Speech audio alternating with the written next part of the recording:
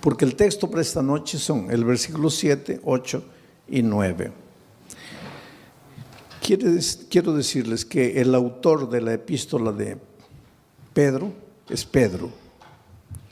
Algunos estudiosos de la Biblia no creen que Pedro fue el autor, porque Pedro habla de profunda teología profunda, pero era un simple pescador, un hombre tosco, pueblerino, yo diría un hombre casi ignorante. Y por eso es que muchos estudiosos de la Biblia dicen, ¿cómo es que un hombre así, sencillo, simple, sin mucha instrucción, un pescador inculto, cómo pudo haber escrito la epístola con un contenido teológico profundo? Es que la gente que a veces discute eso no conoce el poder transformador de Cristo. Yo conozco gente que aprendió a leer leyendo la Biblia y hoy día es gente culta, pero su primer paso fue la convivencia con Dios. Porque cuando Dios llega a tu vida no te transforma solo en la vida espiritual, te hace crecer intelectualmente, te hace crecer profesionalmente, te hace crecer en todas las áreas de la vida, inclusive financieramente. Pero tú no tienes que buscar a Jesús por causa del crecimiento profesional ni financiero, ¿no? Tienes que buscar a Cristo para transformar tu vida. Y cuando tú te dejas transformar por Jesucristo, pues Él termina la obra que ha empezado en ti, porque Él nunca comienza un trabajo y lo deja por la mitad, Él lo termina. Y ahora encontramos aquí un Pedro teólogo, cuando fue un simple pescador. Nunca estudió una facultad de teología, nunca hizo maestría, nunca hizo doctorado, y hoy día los doctores en teología gastan horas y horas para tratar de entender a Pedro. Y yo estoy analizando la epístola de Pedro. Ayer Pedro estaba hablando de la fe. Pedro decía así: no te preocupes con relación al día de tu salvación. Si te vas a salvar o te vas a perder, no te preocupes. Tú vas a ser protegido por la fe. La fe te va a proteger. Y anoche yo estaba explicando que la fe es la confianza que tú tienes en Dios. Cuando tú dices, yo tengo fe, estás diciendo, yo confío en Dios.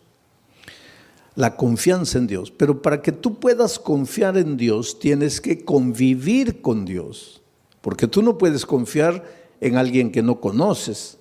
Y no puedes conocer a alguien con quien no convives. Ustedes no me conocen, pero mi hijo sí me conoce.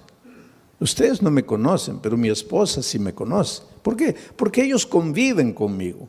Ustedes no. Ustedes me ven una vez, pero eso no es conocer. No es porque me viste escuchar predicar un sermón y ya conozco al pastor Bullón. Conoces mi cara, pero no conoces cómo reacciono yo delante de las dificultades, delante de los momentos difíciles.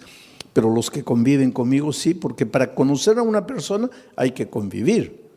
Entonces, para confiar en Dios tienes que convivir con Dios. Si no convives con Dios, no lo puedes conocer. Y si no lo conoces, no puedes confiar. Y si no confías, no tienes fe. Entonces, ¿qué fe te va a guardar para el día final? Porque Pedro en el texto de anoche decía, es la fe la que te va a guardar para el día de la salvación. Conocer a Jesús. ¿Cómo se convive con Jesús?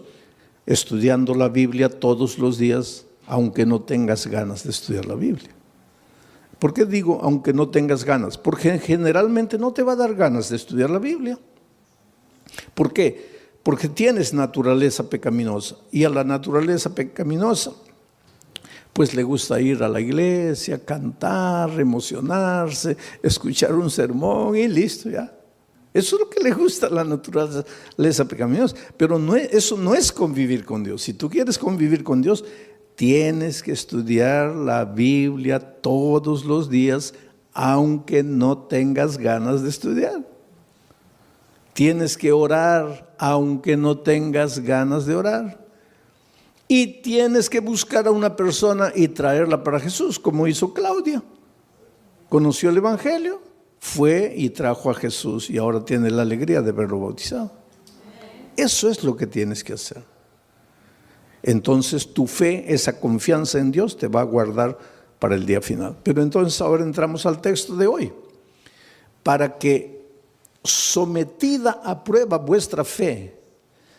¿Qué cosa es vuestra fe? Vuestro conocimiento de Dios, vuestra confianza en Dios.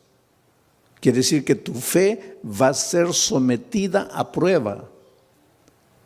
Y va a ser sometida a prueba mucho más preciosa que el oro. Esto es interesante. Los mineros agarran el oro y lo ponen a altas temperaturas de fuego. ¿Para qué? El oro es colocado a tan altas temperaturas de fuego que el oro se vuelve líquido, comienza a hervir el oro. De tanto calor comienza a hervir el oro. Y entonces le echan algunas mezclas químicas para que toda la escoria vaya saliendo. Y sale toda la escoria y se queda el oro puro. Y cuanto más fuego le ponen al oro, más puro se queda el oro. Por eso ustedes han escuchado hablar de oro 18 quilates, 22 quilates. Eso es pureza del oro.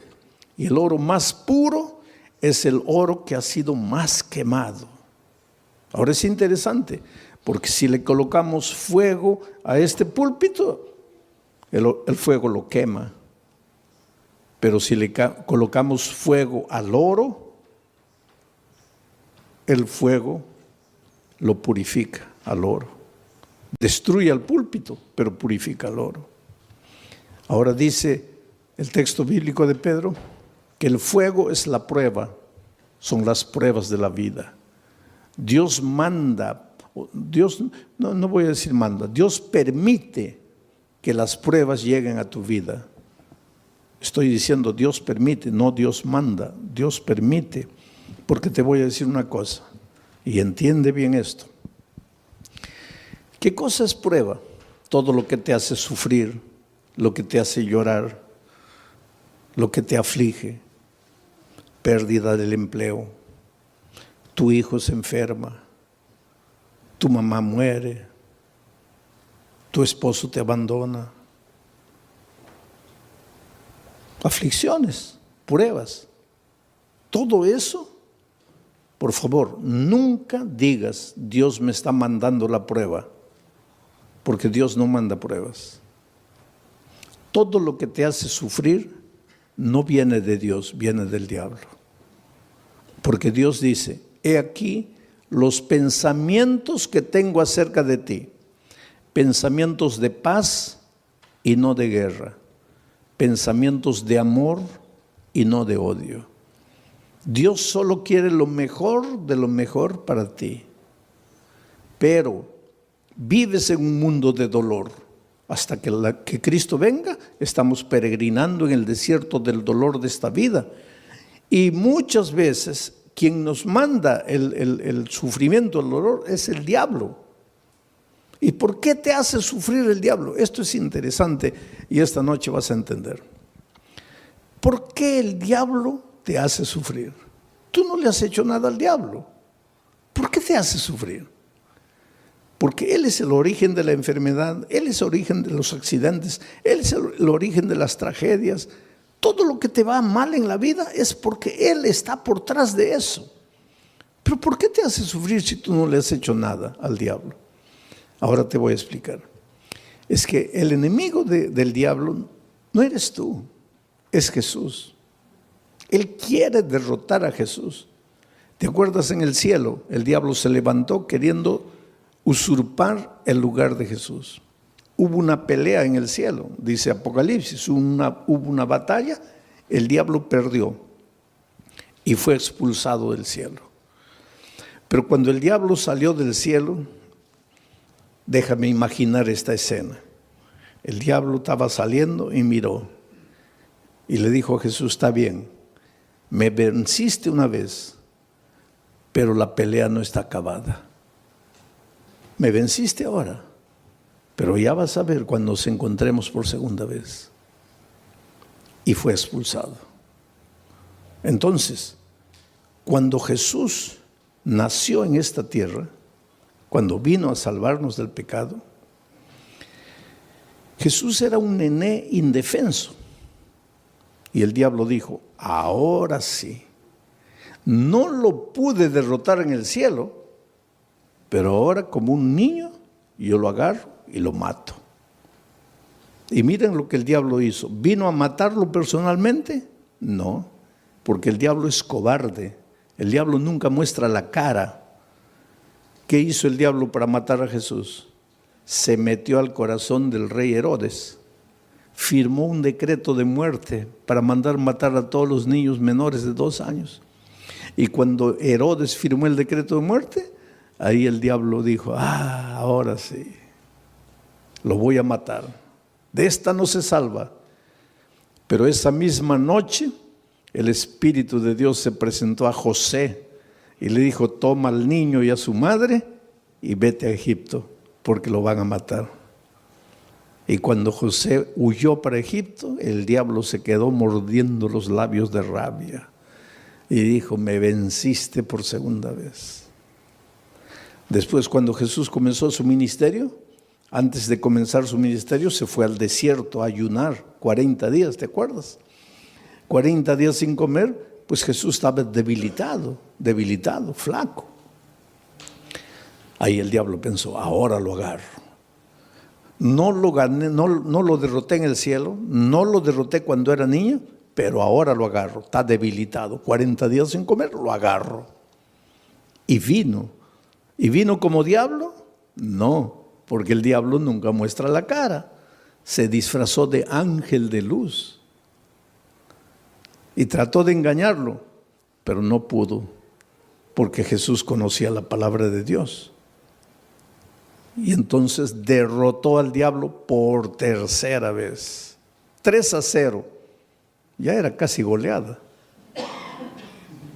Pero entonces el diablo esperó, dijo, la cuarta es la vencida. Y hubo una cuarta. Cuando el diablo se metió al corazón de los soldados, porque ya les dije, el diablo nunca muestra la cara, y los soldados prendieron a Jesús y lo llevaron al Calvario y lo clavaron. Y cuando Jesús murió, ahí sí el diablo dio una carcajada. Dijo, ahora sí lo vencí, lo acabé. Lo acabé. Al tercer día Jesús resucitó. Y al resucitar, ahí sí, es como si hubiera agarrado una estaca y lo hubiera clavado en el corazón del diablo. El diablo sabe que está perdido, está derrotado. El diablo no te puede hacer nada, querido. El diablo ya está perdido. El diablo ya con Cristo no puede. Entonces, como no puede con Cristo, se las agarra contigo. Es como si yo tuviera, vamos a decir, yo tuviera un hijito de 2 años. Pero tengo un vecino que quiere pelear conmigo. Viene, una bofetada, se va llorando el pobre.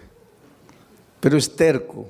Viene una segunda vez. Otra bofetada, se va llorando. Pero es terco, viene la tercera vez. Ahí ya ni levanto la mano, ya sale corriendo. Entonces llega a una conclusión mi vecino, no, con este no puedo, este fuerte. Entonces aprovecha que yo me vengo a Corpus Christi a predicar y agarra a mi hijito de 2 años a puntapiés y lo revuelca en la calle. Pues eso es lo que el diablo hace. Con Cristo no puede. Entonces él sabe que lo que más Jesús ama eres tú. Y ya que no puede con Cristo, se las agarra contigo y te hace sufrir y te hace perder el empleo y hace que tu hijito nazca enfermo y esto y aquello. En realidad el diablo no tiene nada contra ti. Él te hace sufrir porque sabe que haciéndote sufrir a ti, está haciendo sufrir al Señor Jesucristo. Pero ahora viene Pedro y dice así, pero es que los sufrimientos que te llegan a la vida no te pueden destruir porque tú no eres madera, tú no eres plástico, tú eres oro. Y si el fuego de la prueba purifica el oro, mucho más el fuego del dolor, del sufrimiento, va a purificar tu fe. Quiere decir, cuando el dolor llegue a tu vida, tú lloras. Si tienes que llorar, llora. Pero no te separes de Jesús. Dile, Señor, yo no entiendo por qué estoy sufriendo. Y hay una cosa interesante.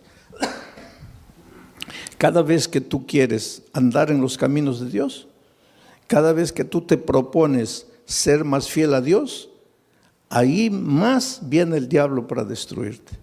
¿Por qué? Porque esa es la pregunta que mucha gente hace. Pastor, cuando yo estoy así relajado en mi vida cristiana, parece que no me vienen pruebas. Pero cuando me quiero consagrar, ahí viene todo. ¿Por qué? Simple. Porque cuando estás relajado espiritualmente, cuando no estudias la Biblia, no oras, nada, estás en el terreno de ¿quién? Estás en el terreno del diablo. Puedes estar en la iglesia, pero estás en el terreno del diablo. ¿Y para qué el diablo te va a molestar si estás perdido con él? Ya pues te deja tranquilo.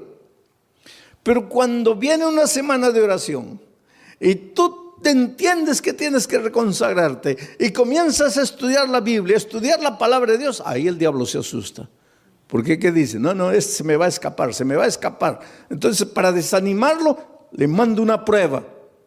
Y la prueba, en lugar de purificarte como al oro, ¿qué hace contigo muchas veces? Te desanima. Es por eso que cuando la prueba es más fuerte, es más que tienes que agarrarte de Jesucristo y no desanimarte. En el Brasil yo estaba haciendo una campaña evangelística en un estadio, y una señora que no era adventista, no era cristiana, nada, nunca iba a ninguna iglesia, nada, pero era una buena mujer, sentimientos nobles. Hay mucha gente que no está en ninguna iglesia, no conoce la palabra de Dios, pero pues escucha la voz de Dios en su corazón y camina, anda bien. Y de repente esta señora vio en la televisión la propaganda de que yo iba a predicar esa noche en el estadio. Ahora, ese día era su cumpleaños. Y de mañanita el esposo entró al cuarto y le dice, mira hija, estoy sin mucho dinero, no he podido comprarte un buen regalo, pero te he comprado un regalito. Y le dio una cajita. Y ella abrió y era la llave de un carro. Y cuando salió al patio, ahí estaba el carro, un carro importado, último modelo. ¡Qué felicidad! Su cumpleaños. Primera felicidad, el esposo se acordó de su cumpleaños, porque hay muchos esposos que ni se acuerdan del cumpleaños de la esposa. Segunda felicidad, le regaló. Tercera felicidad, no le regaló cualquier cosita, le regaló un carro último modelo. Entonces ella estaba tan feliz que cuando vio la propaganda de la predicación en el estadio, dijo, bueno, estoy tan feliz que me voy al estadio a agradecerle a Dios. Va a predicar ese pastor, voy a agradecer. Y se fue al estadio. Feliz de la vida, entró. En la hora del llamado se levantó, vino adelante, le entregó la vida a Jesucristo. Dijo, ay, qué día tan feliz. Hoy es mi cumpleaños, hoy mi esposo me regaló el carro, hoy me entregué a Jesús. No, este es el día más feliz de mi vida. Y cuando sale a agarrar su carro en la playa de estacionamiento, los ladrones se lo habían llevado. Ahí ella comienza a pensar, toda mi vida no quise saber nada de iglesia, no quise saber nada de Dios y nunca me robaron ni un alfiler. Y hoy que le entrego mi vida a Cristo me roban el carro. ¿Qué Dios es ese? Ahí está la astucia del diablo. Tú preocúpate cuando no vienen pruebas a tu vida, querido. Porque a veces no vienen pruebas a tu vida porque el diablo está tranquilo contigo. ¿Para qué te va a mandar pruebas? Pero atrévete a entregarte al Señor Jesús, a caminar en sus caminos, que ahí viene el diablo con todo para desanimarte. Ahora vamos al texto bíblico una vez más. Para que sometida a prueba vuestra fe, sí, porque tu fe tiene que ser sometida, porque una cosa es, sí, yo creo, yo creo. Eso no es fe. Eso no es fe. Por eso es que el creer siempre viene acompañado del bautismo. El texto de Marcos 16, 16 dice: el que creyere y fuere bautizado, este será salvo. El problema es el idioma, porque en español creer y ser bautizado son dos cosas. Pero es que Marcos no escribió ese versículo en español, porque Marcos no hablaba español. Marcos escribió ese versículo en griego, el idioma que él hablaba.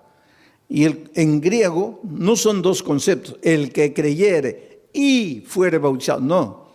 Es un solo concepto, el que creyere siendo bautizado. O sea, en griego, creer no es solo mover la cabeza, no es solo teoría. El creer intelectual viene acompañado del creer práctico. Si tú crees, te bautizas. Si no te bautizas, es porque tu creer se quedó en la teoría. Y ese creer teórico no te salva. Te voy a hacer pensar un poco. El otro día una señora me preguntó: pastor, ¿el diablo es ateo? A ver, ¿qué piensan ustedes? ¿El diablo es ateo? No, el diablo no es ateo, querido. Y Santiago explica eso.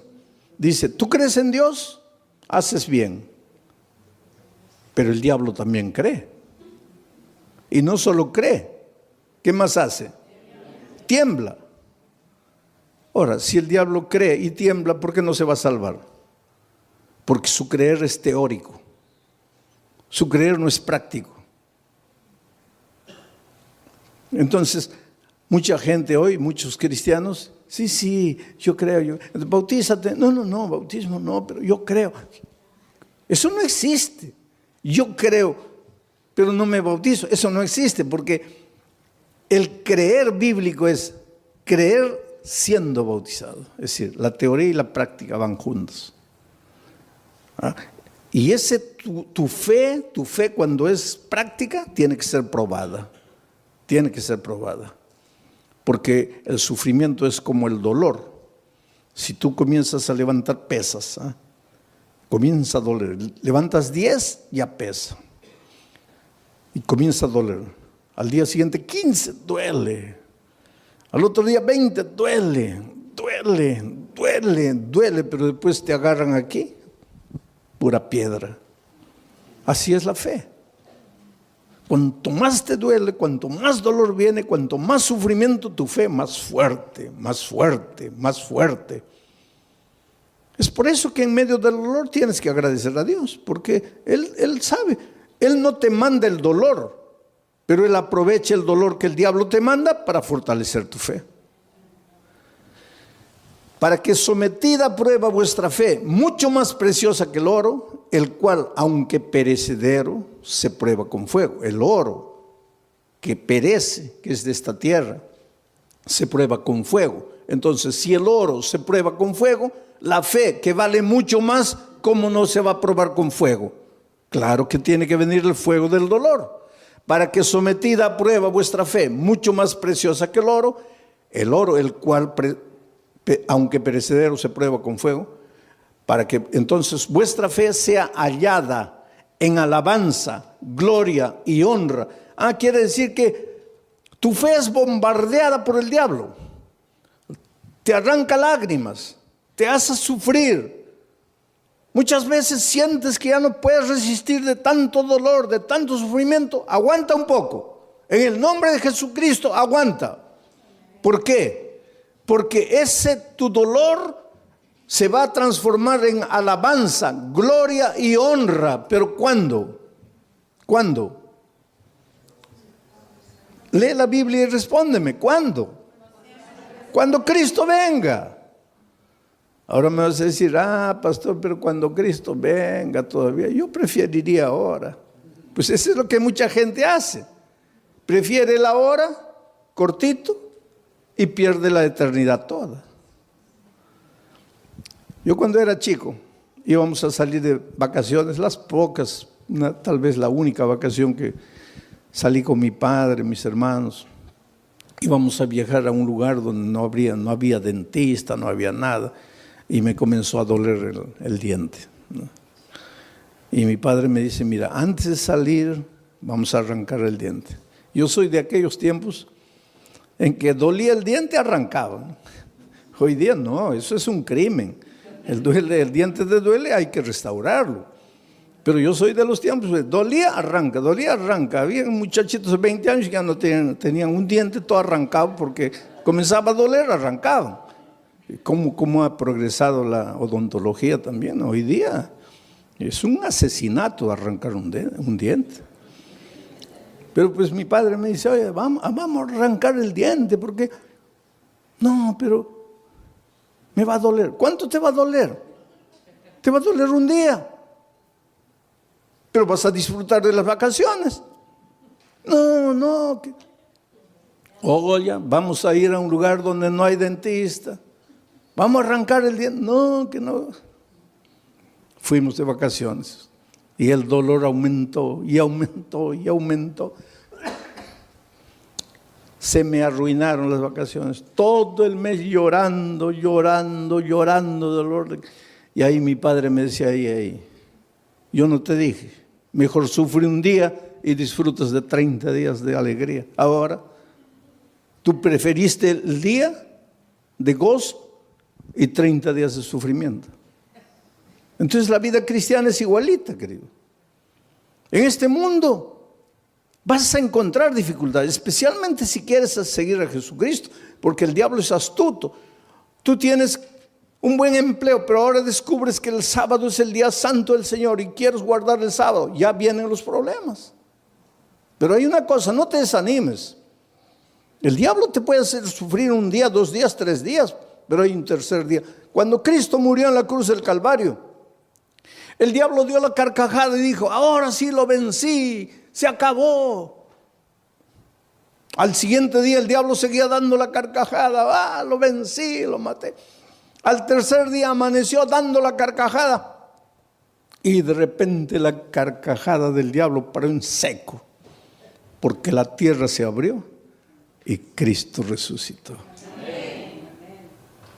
El diablo se puede reír de ti hoy, se puede reír de ti mañana, pero al tercer día va a tener que tragar la carcajada, porque Dios puede permitir que el diablo te haga sufrir un día, 2 días, 3 días, pero llega el momento en que Dios te va a devolver todo lo que el diablo te quitó. Así fue con Job. Le quitó la hacienda, le quitó los hijos, le quitó el dinero, le quitó todo, la esposa prácticamente, le quitó todo. Pero cuando llegó el momento, Dios le devolvió todo. Y se lo devolvió en doble. El doble de hacienda, el doble de dinero, el doble de camellos, el doble de ganado, el doble de hijos. Lo único que no le devolvió en doble fue la mujer. Pero todo lo demás le devolvió en doble. Dios es grande, querido.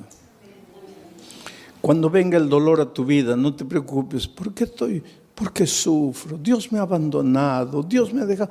No, querido, Dios no te ha dejado. Dios no te ha abandonado. Él tiene un plan para ti.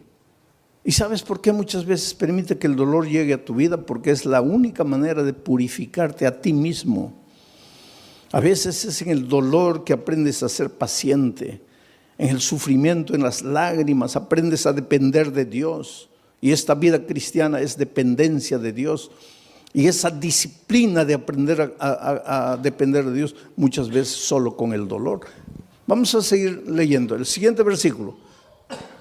Versículo 8. ¿A quién amáis? Está hablando de quién, de Jesucristo, porque dice que vuestra fe va a ser recompensada con gloria, honra, alegría cuando Jesús venga. Cuando Jesús venga, Jesús a quien amáis sin haberle visto. En quien creyendo, aunque ahora no lo veáis, os alegráis con gozo inefable y glorioso. Mira, a quien amáis sin haberle visto.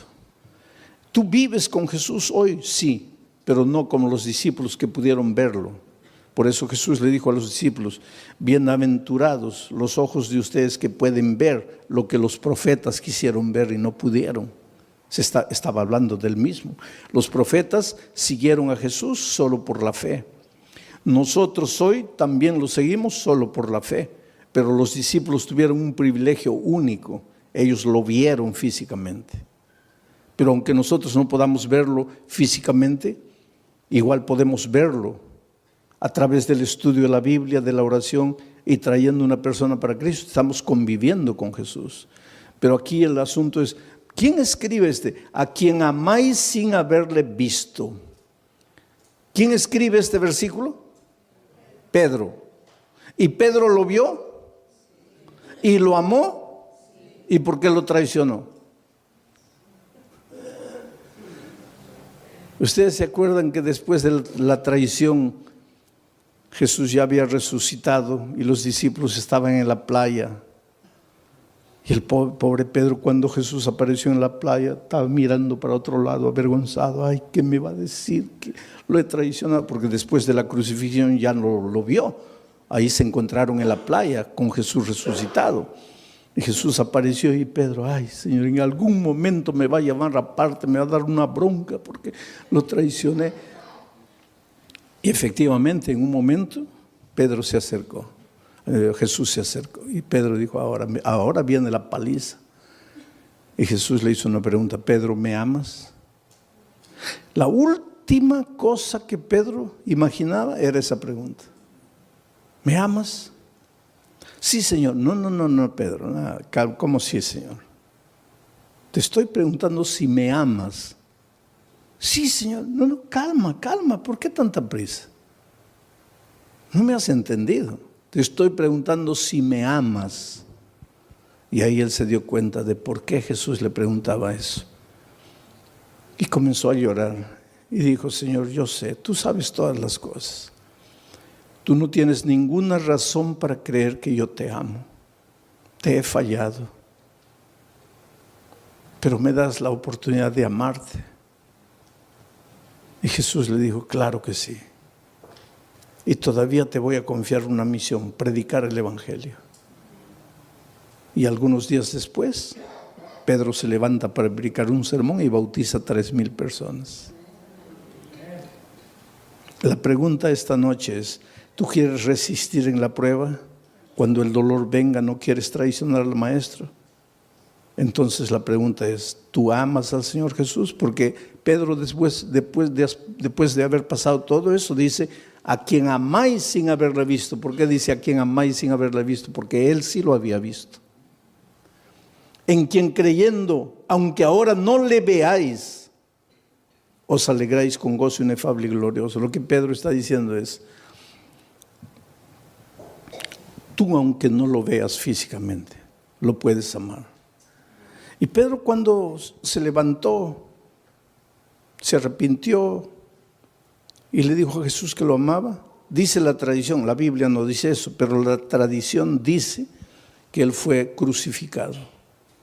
Y cuando lo iban a crucificar, él dijo: no soy digno de ser crucificado como mi Maestro. Crucifíqueme de cabeza para abajo. Y lo crucificaron de cabeza para abajo. No hay prueba bíblica para decir eso, pero la tradición dice. Sea como fuere, sabemos una cosa: después de transformado por el poder de Dios, él ya no tuvo miedo de morir por Dios. Oh, querido, Dios tiene un plan muy, muy bonito para tu vida. Las tristezas y dolores que llegan a tu vida tienen sentido, pero tienen sentido cuando tienes fe. Hace muchos años atrás, en la ciudad de San Pablo, los jóvenes de una iglesia fueron a participar de un congreso en el sur del país. 40 jóvenes, miembros del coro de la iglesia. Y el sábado en la noche, terminado el congreso, regresaban para San Pablo. Y el ómnibus se chocó. Sabe que los jóvenes venían cantando himnos, los himnos del coro. Venían cantando en el ómnibus y el ómnibus se chocó contra un camión cargado de fierro de construcción. Y el fierro los atravesó. así los hizo como los peruanos me van a entender, como anticuchos, ¿no? Los atravesó. 22 jóvenes murieron. Al día siguiente los periódicos publicaron una noticia. Y un periódico atrevido publicó así: ¿dónde estaba Dios cuando sus hijos cantaban? ¿Por qué no los cuidó? Es que el dolor es un misterio, ¿sabes? Tal vez en este momento tú te preguntes: ¿dónde estaba Dios cuando mi hijito de 3 años murió? ¿Qué culpa tenía mi hijito para morir como murió, de leucemia? ¿Qué mal había hecho? Es que no necesitas hacer mal para sufrir. El diablo se deleita en hacerte sufrir. Pero el dolor es como el fuego sobre el oro: o te purifica o te destruye. Interesante que entre esos jóvenes que habían muerto, había una chica que hace 6 meses había sido bautizada, contra la voluntad de sus padres. Ella tenía 22 años, una joven. El día que se bautizó, el padre le dijo: mira, olvídate que yo soy tu padre, que tú eres mi hija. Lo peor que podría haberme sucedido en la vida es que tú traicionaras la fe de tus padres, de tus abuelos, de tus bisabuelos. Pero la niña no había conocido solo la teoría del Evangelio, sino que el Evangelio se había hecho carne en su vida, de tal manera que ella se volvió una hija tan dulce, tan cariñosa, pero la madre y el padre nunca aceptaron el calor, el cariño, el amor de la hija. Aquel viernes de tarde en que se iban para el congreso, ella fue a despedirse del papá y le dijo: mira, papá, me estoy yendo a Curitiba con los jóvenes de la iglesia. Y él le dijo: ¿y qué me avisas a mí? Tú no haces lo que te da la gana, tú no te metiste a esa iglesia, tú no te bautizaste. ¿Y qué vienes a avisarme que te vas? Tú siempre haces lo que te da la gana, vete a donde quieras. Y ella le dijo: sí, papito, pero yo vine a darte un beso, me voy. Y cuando se acercó para besarlo, el padre retiró el rostro y dijo: no quiero nada de ti. Y en el camino de vuelta, la niña muere.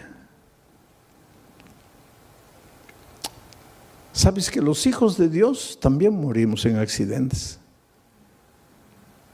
Entonces, cuando te pasa un accidente, no digo: ¿dónde estaba Dios? Dios está en el mismo lugar.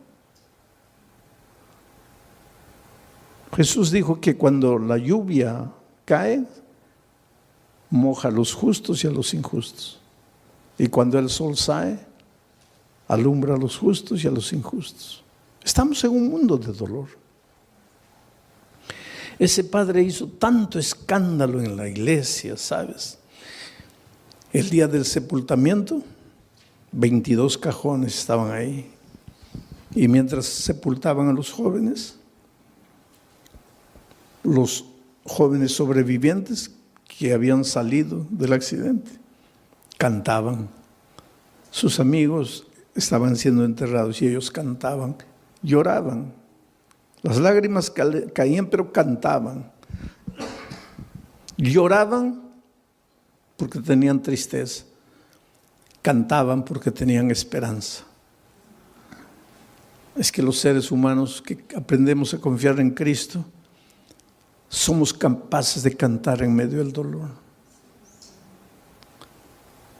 Mientras que el padre estaba destruido ahí, ¿sabes?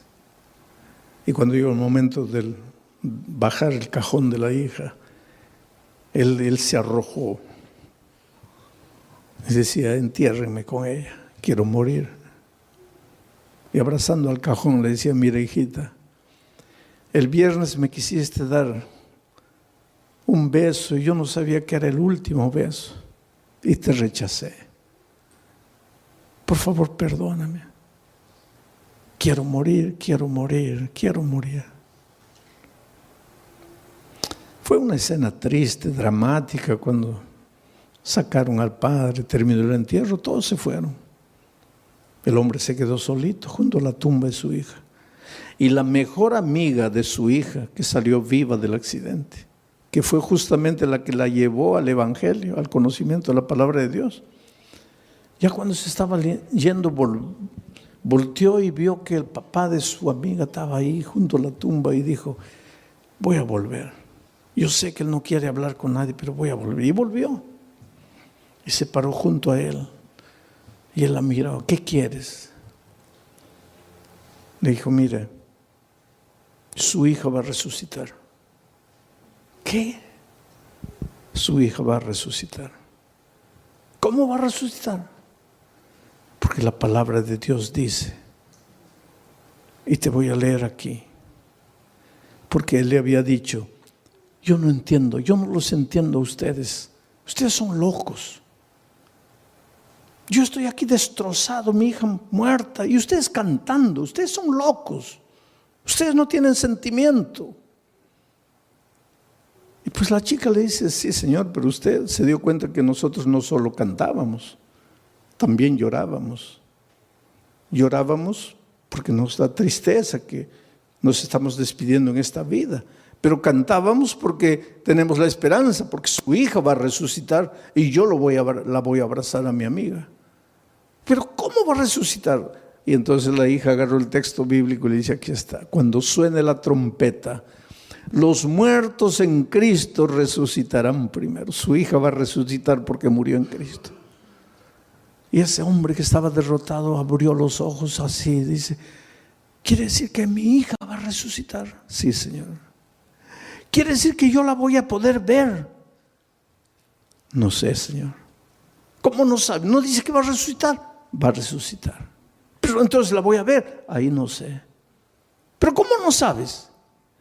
Porque dice, los muertos en Cristo.